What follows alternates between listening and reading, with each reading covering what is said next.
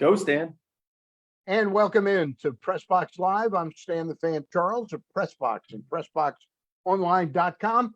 And joining me, as always, on these Thursday night excursions into the newsmaker world of sports is Gary Stein. Gary, how are you? Doing good, Stan. We want to talk some sports collectibles tonight. That's what we're going to do with an old friend, Ray Schulte of Schulte Sports, in about 30 seconds, as soon as I tell you a little bit about our sponsor, the Costas Inn. The Costas Inn, by the way, is spelled C-O-S-T-A-S. The reason I'm mentioning that is there's no relation between the Costas of the Costas Inn and Michael Costas. Baltimore Orioles just signed today as an undrafted free agent. But the Costas Inn, seriously, landmark location at 4100 North Point Boulevard out in Dundalk. And they are the place to go if you want steamed crabs, crab cakes, crab soup. But they also, in the past couple of years, have really picked up their game in the curbside arena. And if you want to order your food and don't want to deal with sitting inside a restaurant right now, they understand that. Go to CostasInn.com, order your food, pay for it, and pick it up. You don't have to see a soul. All right? That's the Costas Inn. We'll tell you more about them at the end of the show as well, the Costas Inn. As I said, Ray Schulte is joining us. And by the way, if you hear announcements like where a certain plane is landing, Ray had to set up shop today at the Phoenix airport, and he's been kind enough to fit us in his busy schedule. And Ray, thank you very much. We appreciate it. I appreciate you having me. All right. Well, the reason we are having you is there's big news in the sports collectible world is that the National is coming to Atlantic City at the Atlantic City Convention Hall. And it's going to be there next week, July 27th through Sunday, the 31st of July. It seems like Atlantic City is in the rotation, and about every 7 to 8 years, they get it in addition to Chicago, Cleveland. Is that about the size of it, about the rotation right now? Yeah, we've been there. We've been there about 6 times already. We were scheduled there for 2020. Right. And then obviously with the pandemic, it was canceled. And this year it was supposed to be Cleveland, but since Cleveland was out, they moved it back to Atlantic City. And it's been, it's been a while since we've been there. I think 2016 was the last time we were there. All right. Well, I love Atlantic City. The convention center there in Atlantic City is great. Is that a good facility for this event, Ray? Oh, it's a great facility. I mean, it's just as good as our facility in Chicago.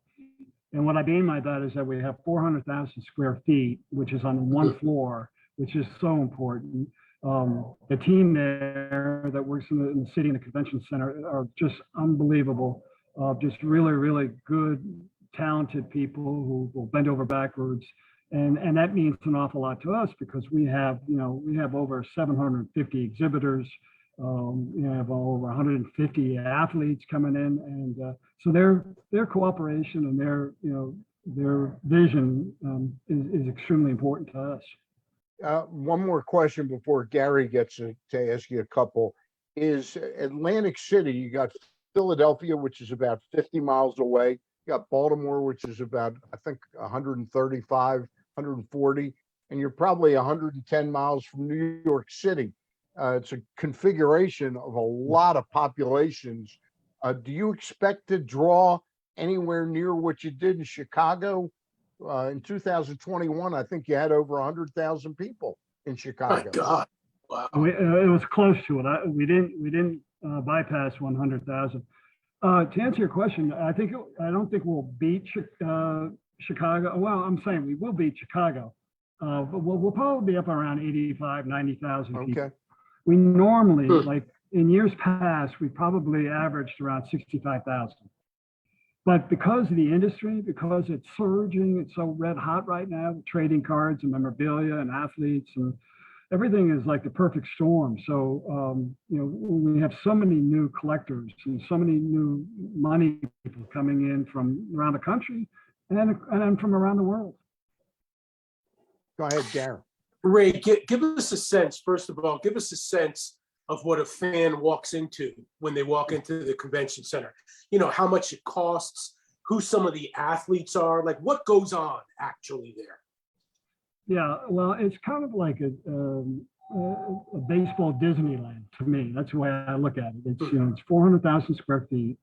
You know, the entire floor is taken up with exhibitors and pavilions, and it's like a theme park, you know, and it's like a museum. But I remember when I brought all the media into Baltimore in 2016.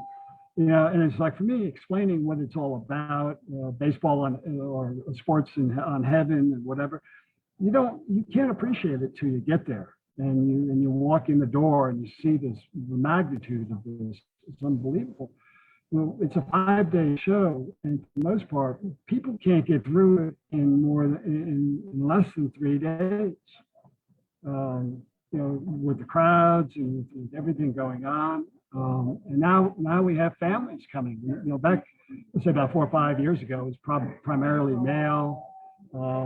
Now I think women are the hottest target right now, and probably the fastest growing target in collectibles.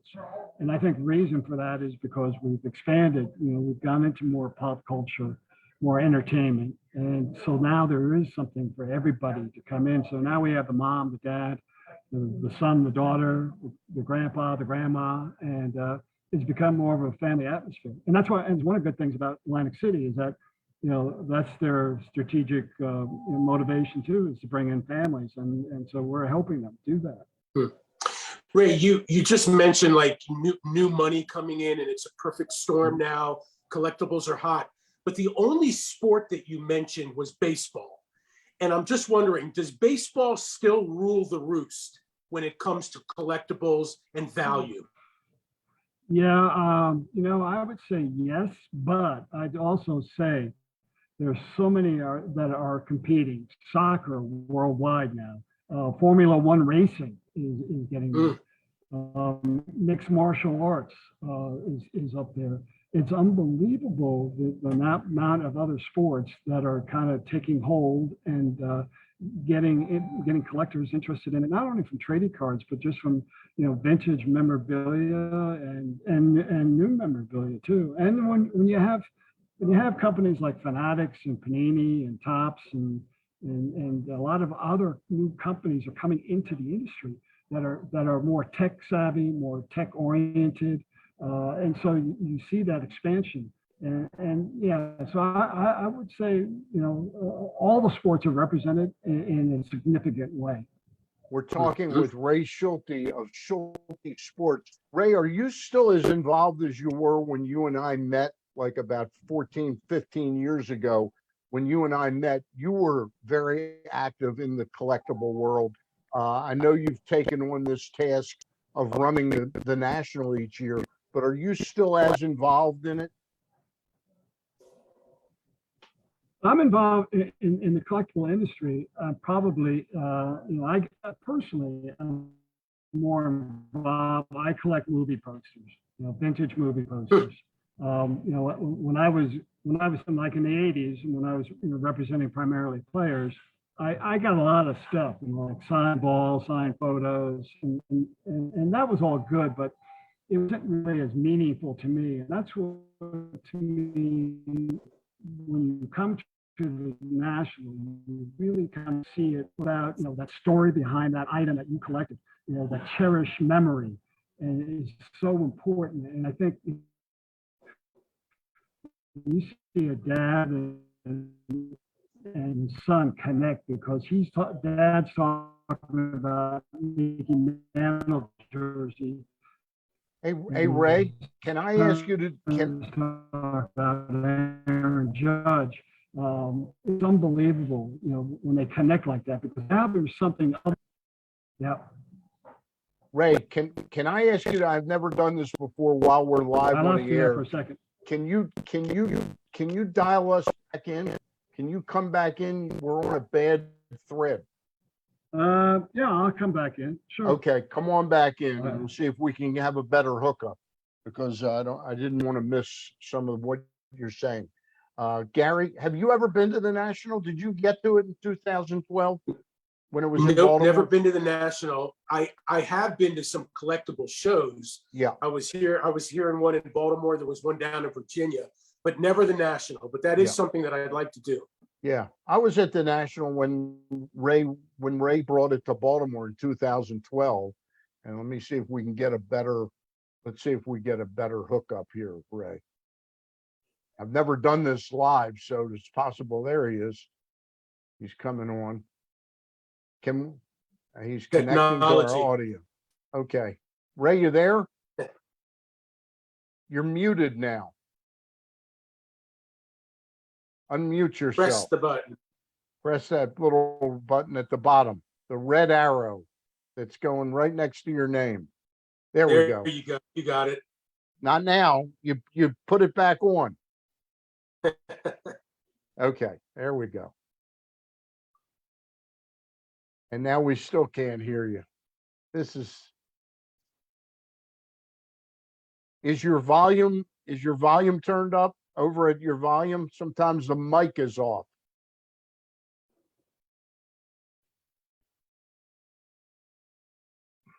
Gary, I think you and I are going to have to take over on this.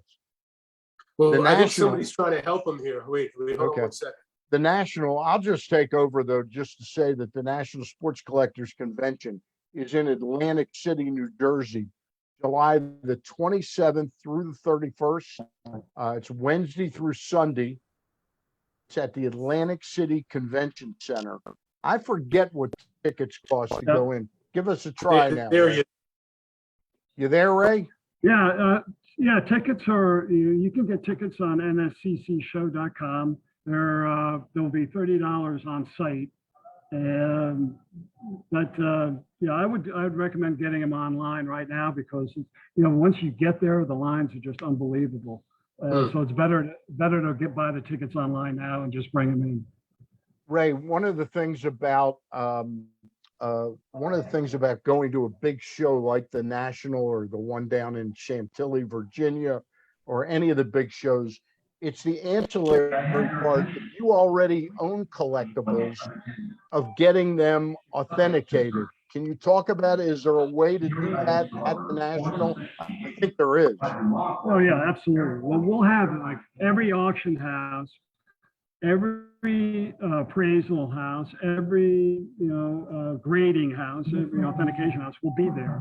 And yeah, so you can bring stuff in. It's a great place to bring in. If you have a signed baseball, you have no idea what it's going to cost or what its value is. We have our graders there that will grade them for free. It's just a benefit of the show. You won't get that at a local show, but at our show, you'll get that. So, I would encourage people to bring stuff down. You can buy, sell, and trade. A lot of the exhibitors love to buy stuff. They love to buy collections and items, whether it's a trading card, a piece of memorabilia. So bring it down. Is grading the same thing as authenticating, or is grading just saying what level it's at? Yeah, the grading basically is just in terms of how pristine it is. Okay. Authenticating is telling you that it's real. All right. Gary, you got a question? Well, I think we're going to have to let you go, Ray. I don't think we're going to get much better reception. All right. Well, I appreciate you having me on. All right. Maybe you and I can do something one morning early next week if you want to do it. Yeah. You and I can do it, and we'll help plug the event. Again, there's going to be 75,000 people in Atlantic City next week from Wednesday to Sunday. It's called the National Sports Collectors Convention in Atlantic City, New Jersey, at the Atlantic City Convention Center. Ray, one of the benefits about coming up there to New Jersey, Atlantic City, is they have the best cheesesteaks in the world at the White House and at Sacco Subs. Did you know that, Ray?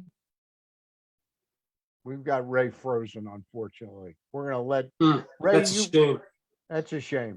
Ray, you hop out of here and we'll continue a little bit to talk about it. I don't even know if he hears me right now. But anyway, it's a great show. We had it in Baltimore in 2012. I'm going to have to get to the bottom of why we can't have it again in Baltimore, because it was pretty exciting when we had it in Baltimore. You know, I'll tell you what I'm interested in, Stan. I wish he was back on. Was, Yeah. now that we're in the digital age, Yeah. so there's more ways to collect than just like physical items. There are NFTs, the non-fungible tokens, I was which going to opens up ask a him. whole new area.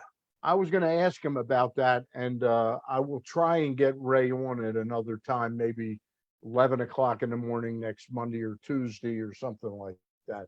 We can talk about it. Gary, what's on your mind right now in the world of sports?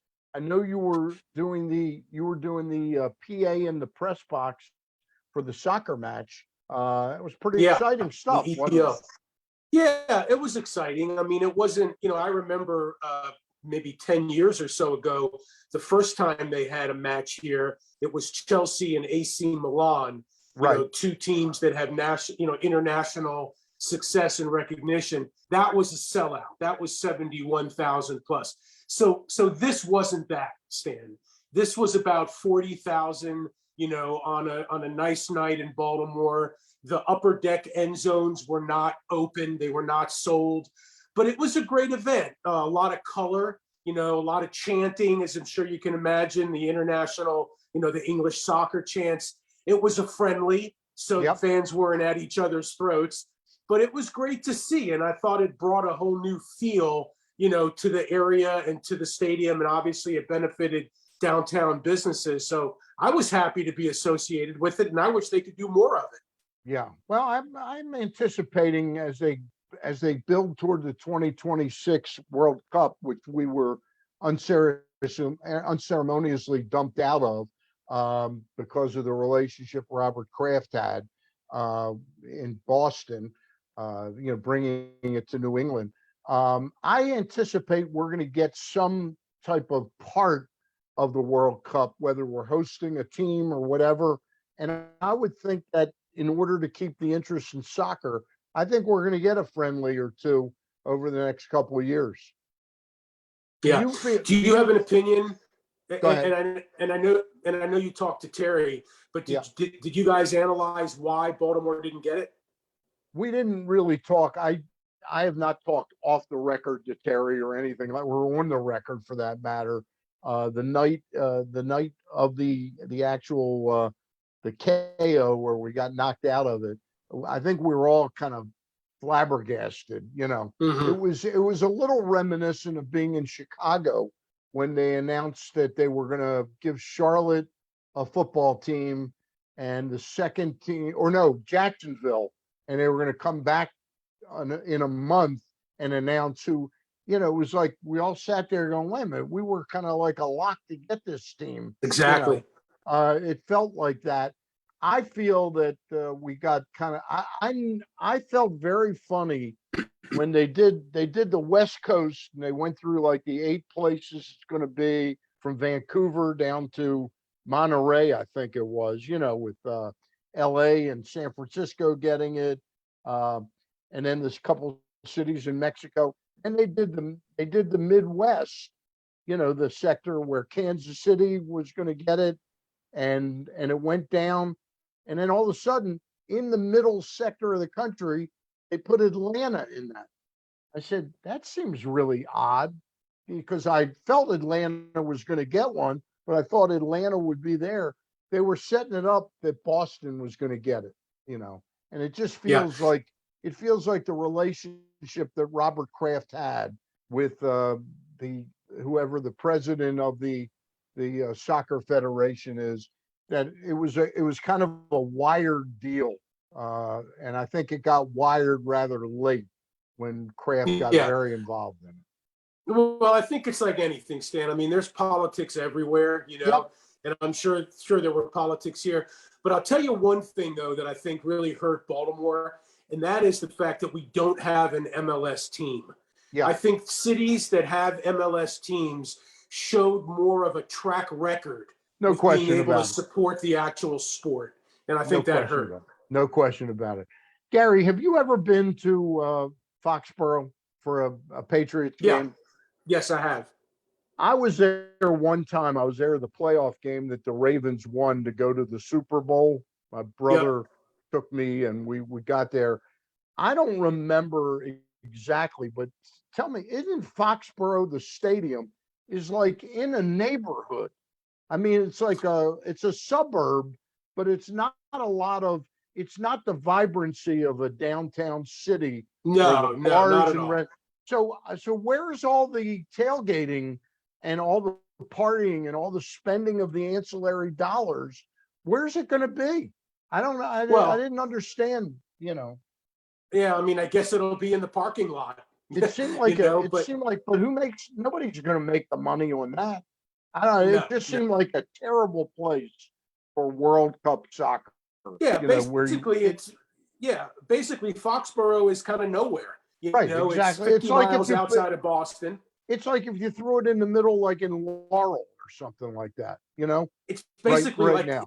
yeah, it's basically like the Redskins Stadium. Yep. It's not really near anything, you know, it doesn't really help anybody. Right. No, I totally get it. Yeah. But, Stan, you asked me what's on my mind in terms of sports. Yeah. I'll tell you, the biggest thing on my mind right now is the second half of the baseball season for the Orioles. Oh, stop it. You're not really interested in the Orioles. Stop it. That's what I'm going to tell you. So, you know, I'm not the biggest baseball fan. No, okay? I know that. But what the Orioles have done in the first half of the year is almost a miracle. Okay. Yes, it is. And it's got me interested now. These young guys have obviously matured. A lot of them are hitting their stride.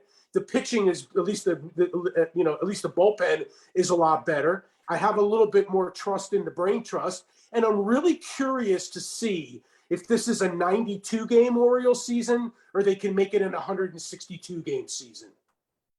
You mean that it lasts the season right, that is they interesting. can continue on, right? Yeah, I think they're going to be very interesting the second half. I think you're going to see at some point in time. What's really fascinating, Gary, is they had the good play for about 25 days. It came frankly out of nowhere. The Orioles, they weren't as bad as last year or 19, but the first 40, 50 games of this year, it looked like it was just going to be, oh God, we're still horrible. We're not horrible anymore. And we play in the toughest division. And those teams don't roll over us anymore. The Yankees and Tampa, they're very competitive games. And whether the Orioles end up winning 70 games or 78 games, they've been much more competitive, and they figure to get even more competitive in the second half. But what's interesting now is what they're going to do at the trade deadline, because it was easy to market why you had to trade Trey Mancini for other pieces or Anthony Santander. It's much more difficult when you're only 3.5 games out of a wild card spot. As unbelievable as it's hard to sell that. And that's going to be a needle that Mike Elias has to thread kind of perfectly, because I think the fans in this town love Trey Mancini. They sort of, the whole thing, how friendly he was with Mo, and he's a cancer survivor. He's one of the most popular athletes in this town. So it's going to be very difficult to trade him, but they might. And then they've got a couple prospects, Gary. Number one is DL Hall, because real number one, Grayson Rodriguez, probably won't throw again this year. He's got a lat strain, and you got to be very careful with that so you don't tear a whole muscle back there. But this kid, DL Hall, is pitching some phenomenal baseball right now at Norfolk, and I anticipate he will be up in the next 7 to 14 days. And what's going to be interesting is there's a lot of people, Gary, that think that DL Hall should immediately go from being a starting pitcher in the minors, who doesn't last very long in games. He lasts 4 2/3, 5 1/3. from going from that type of starting pitcher to be like a rook in chess, the way Andrew Miller was, the way Josh Hader is right now, and a left-hander who throws incredibly hard. All his stuff has great velocity. He's a very dynamic pitcher.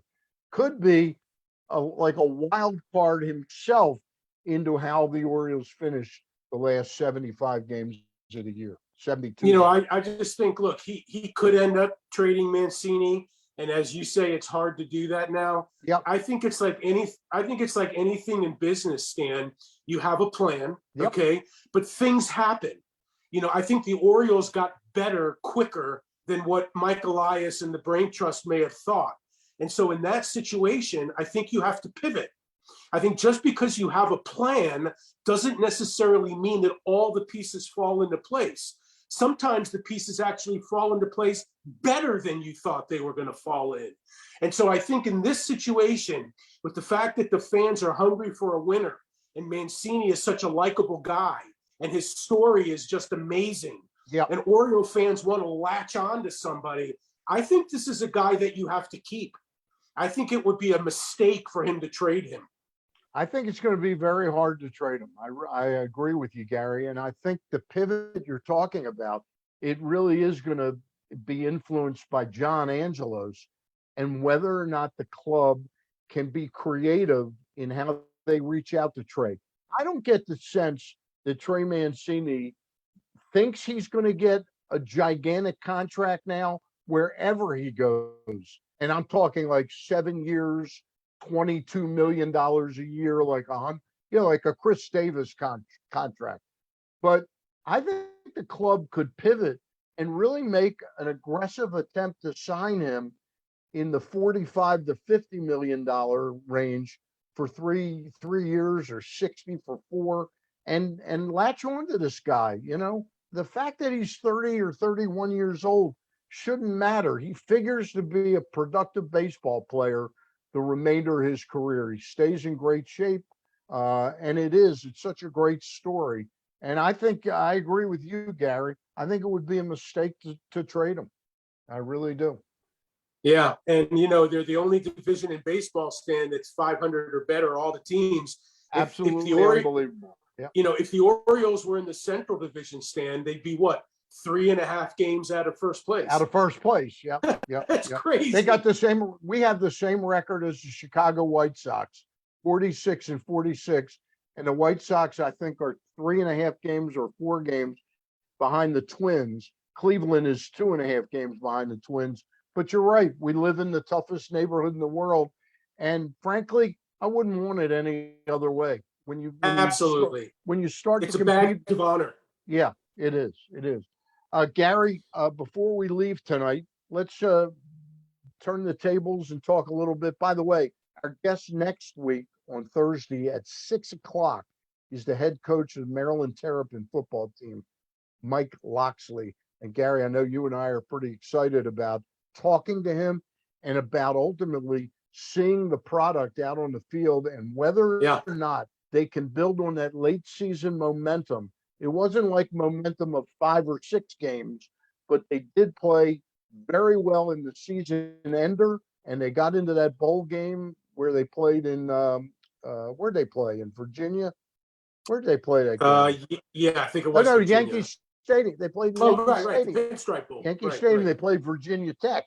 And we basically rolled over Virginia Tech. Yeah. Now, I know Virginia Tech isn't what it was under Frank Beamer, but there's still a representative product out there. And for a Maryland team to roll over somebody in a bowl, it opened your eyes a little bit. Yeah, and I think, you know, I mean, we've watched him over the last couple of years. He's got a good quarterback now. He's got a bunch of skill position players, receivers, running backs, etc. Scoring isn't going to be a problem. What keyed them last year, and we've talked about this before, is their ability to stop people.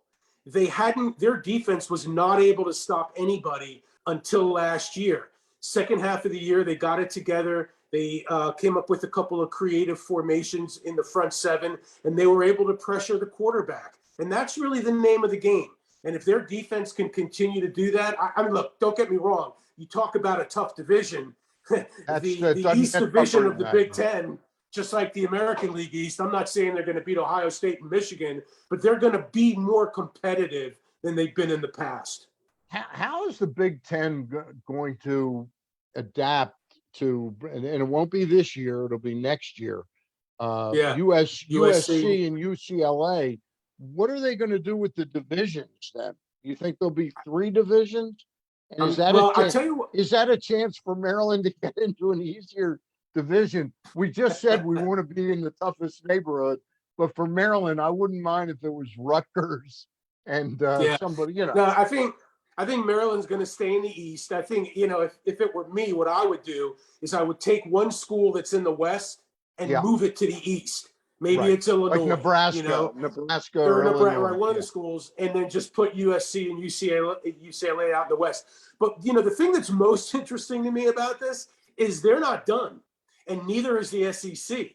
By the time it's all said and done, you're going to see Notre Dame probably go to the Big Ten. You'll see Miami and Florida State probably go to the SEC.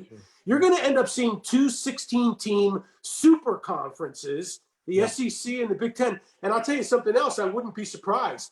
I wouldn't be surprised if they formed their own college division and break off from the NCAA You mean and make the it the top College 30, Football top 30, Association. the top 40 teams in all of college football? Yeah, whatever. The top 32 teams, you break the. I mean, look, the NFL is 32 teams.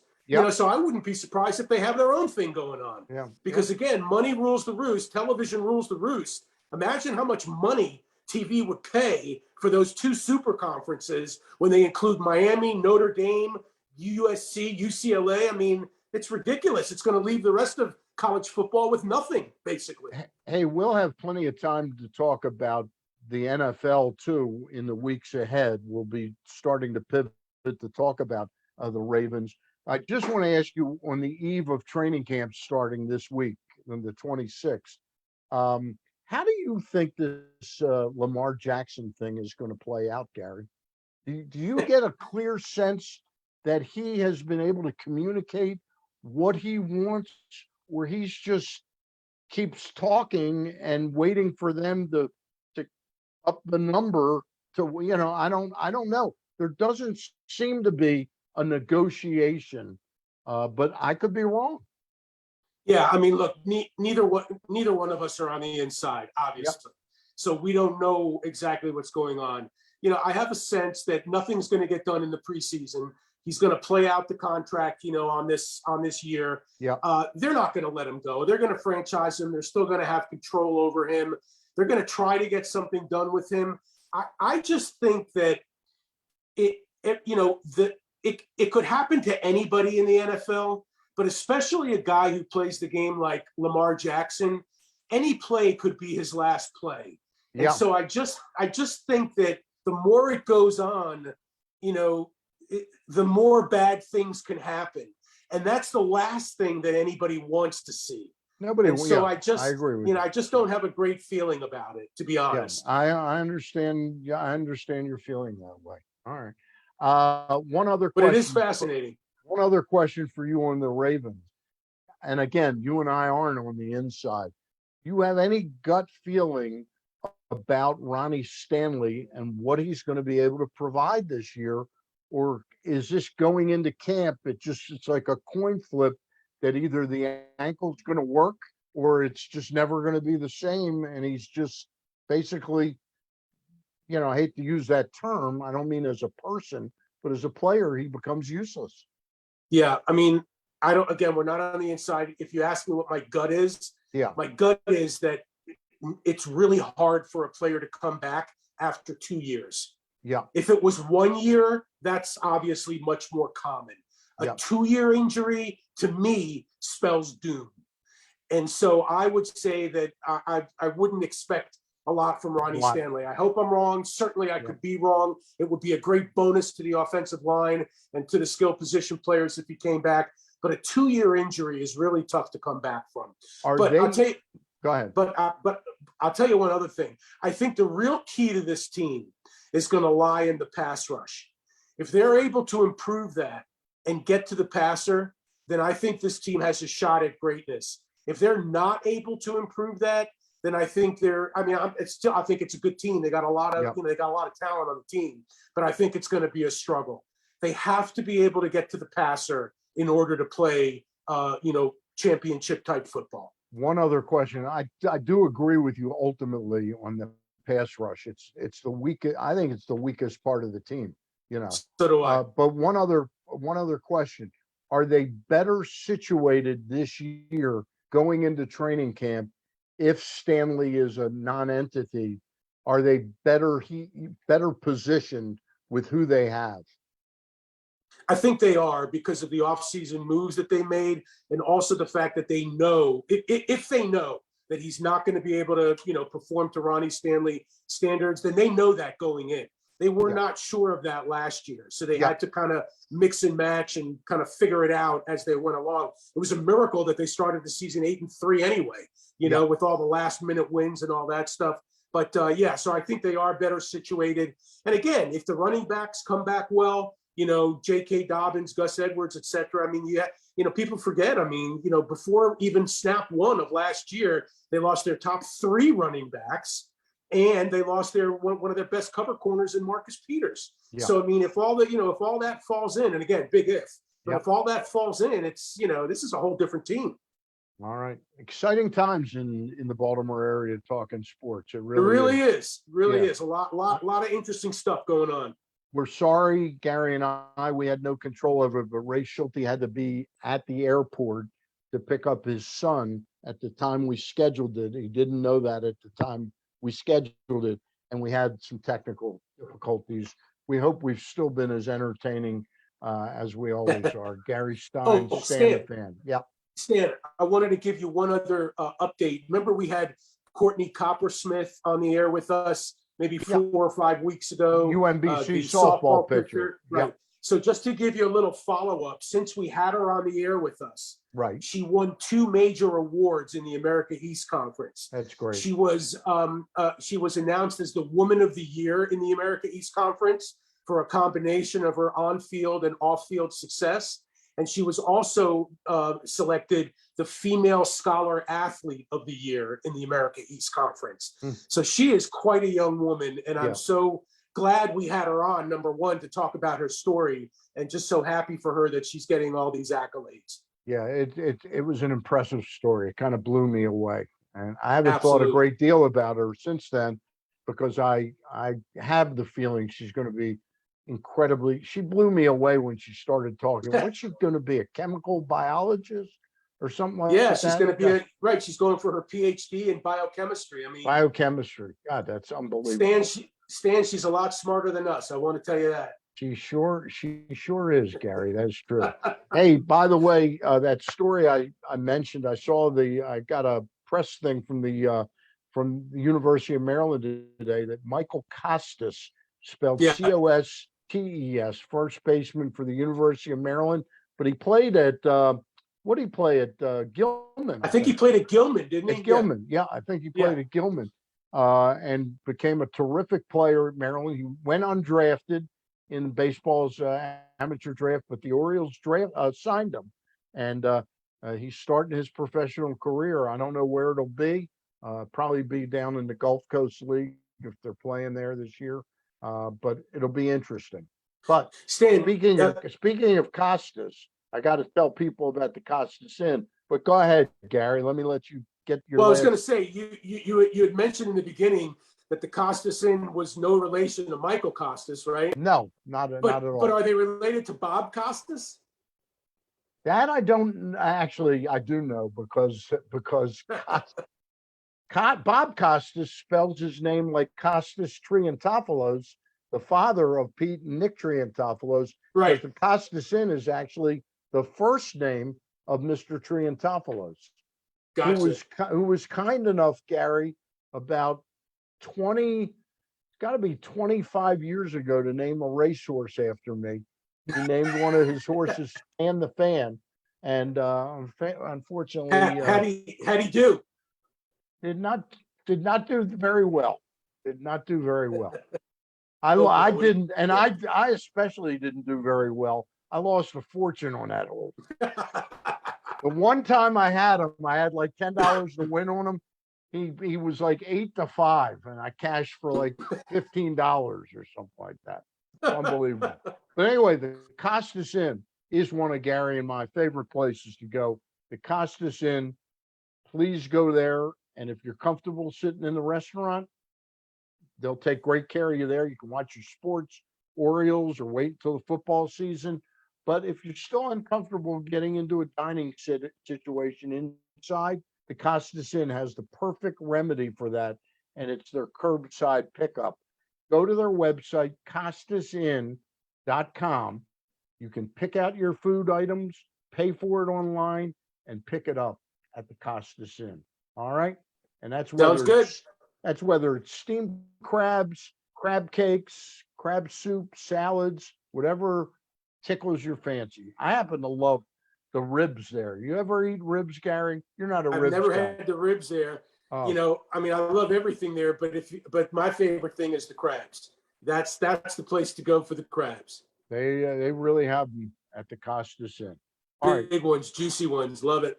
For Ray Schulte, Gary Stein, I'm Stan the Fan. We want to remind you that the its official name is National Sports Collectors Convention in Atlantic City, New Jersey, is coming up this coming week, starting on Wednesday, the 27th through Sunday, the 31st, in Atlantic City at Convention Hall in Atlantic City. And there'll be about 75,000 to 80,000 people there. That's crazy. It's a great, great show. All right. For all of us here, we'll say good night. And Orioles season starts to pick up tomorrow night against who else, Gare? New York Yankees. You got it. All right. Take care, See everybody. you out there. And we'll see you Monday night. Ross Grimsley and I will be back with an as yet undetermined guest. And then Gary and I will be on Thursday night with Mike Loxley at 6 o'clock next week. Bye. Sounds good, Stanley. Thank you.